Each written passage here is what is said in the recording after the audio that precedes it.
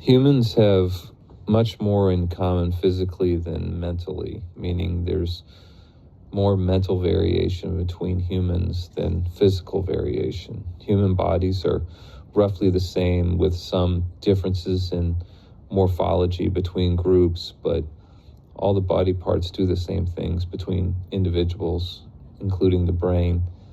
And though these brains operate similarly, they are mapped and developed differently, depending on genetic expression and what the person has done, what has happened to them at various ages. Physical skills and patterns of thought determine the brain's neural pathways.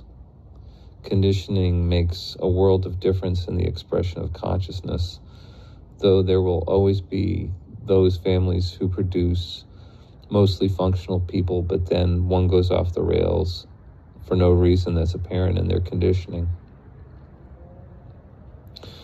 But the things that happen to us when we're small, combined with our physiology, impact our emotional intelligence. I say physiology because in the case of certain hormones, their overabundance can cause behavioral volatility in an otherwise peaceful person. An inability to cope with inconvenience combined with an ever more rigid, authoritarian, technocratic surveillance state makes for a life of clashes with the system for people with limited emotional intelligence. Dave Chappelle's "When Keeping It Real Goes Wrong" can be seen on YouTube every day, or real-world examples of it. You can see videos of people absolutely losing their minds in road rage, as well as in public places when they're not getting their way. Certainly some of the videos are fake and staged, but you can tell some are real. Most of the ones worth watching are real. The point is that it's just not safe to engage strangers in any type of contest in a random encounter. I've talked in a previous video about moving in the in-between times to avoid unwanted interactions. I've also developed some driving strategies to avoid confrontations on the road. I know I've mentioned the 2-second rule, and that's a good one because people don't like to be tailgated. And another one is just to be anticipating what people are going to be needing to do soon. Sometimes it's possible to tell if a person is going to need to make a lane change soon.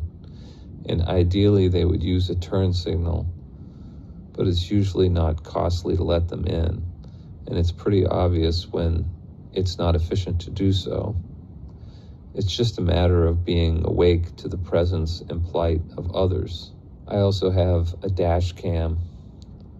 Another thing I do is when making a turn onto a busy street, I wait for a large gap in the cars before pulling out. There are just some people who will accelerate if you pull out in front of them, like you had plenty of room, but they'll make it like you didn't by how they accelerate. It's like waving a cape in front of a bull. So I try to just only pull out when there's enough distance that they'd have to be insane to try to close it that quickly. But some people just become menacing with their automobiles. If you really examine that behavior relative to the amount of kinetic energy being used in its expression, there should be a serious consequence for menacing somebody with a vehicle.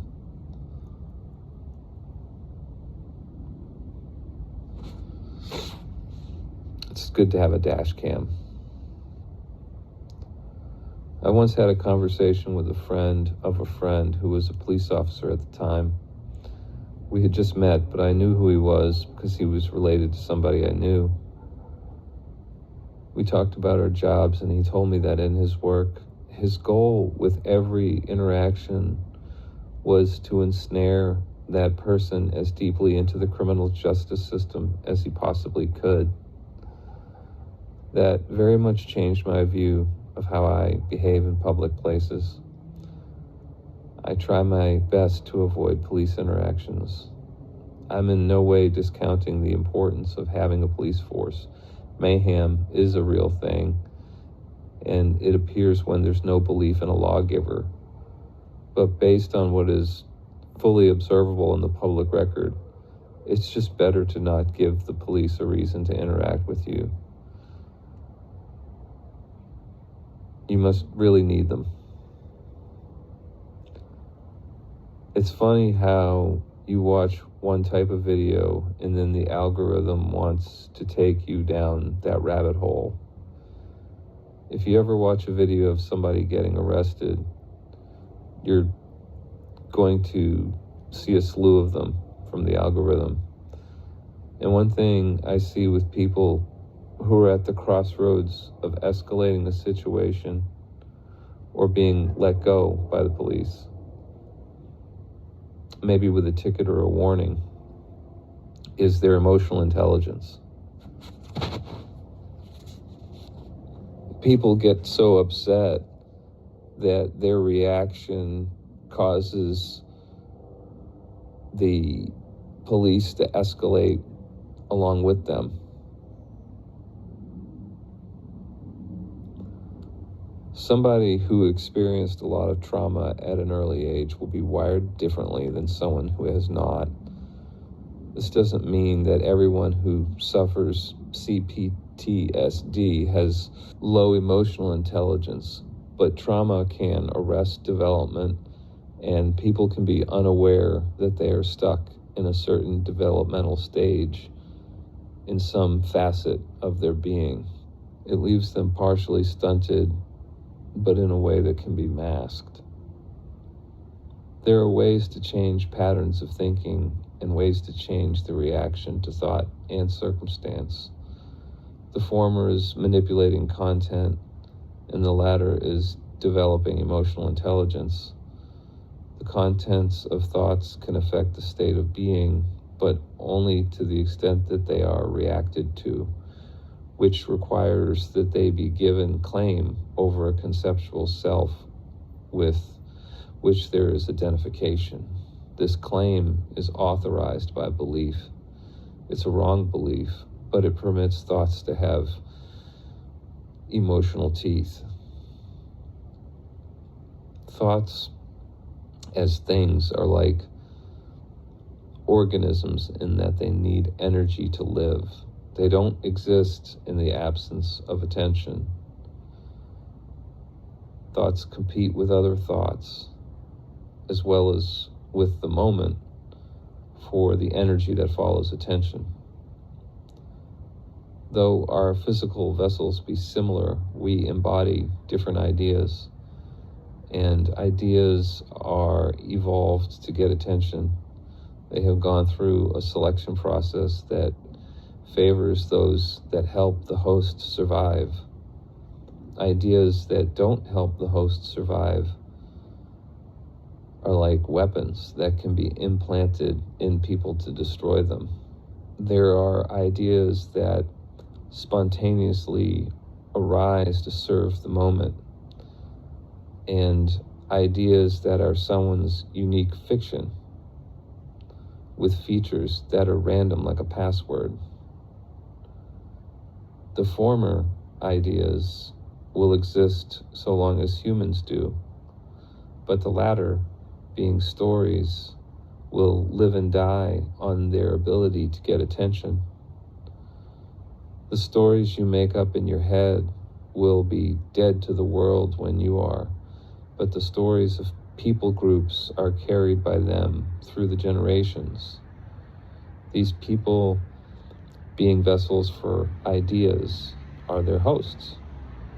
Through history, cultures have come and gone, but some still remain, and they have the qualities to keep getting attention and position their hosts to survive and carry them. Our physical bodies harbor energy and thoughts. Inorganic beings are energy and thought. they are perceived by that which perceives thoughts, though they are typically taken to be original to the conceptual self. Notice how ideas are either permissible or forbidden, but some ideas are permissible for one people but not another. The installation of that mental restriction on other groups is the feature of an idea that carries itself through generations.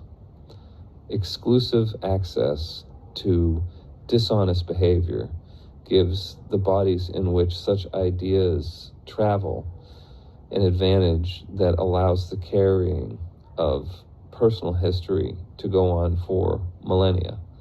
It's a collective ego.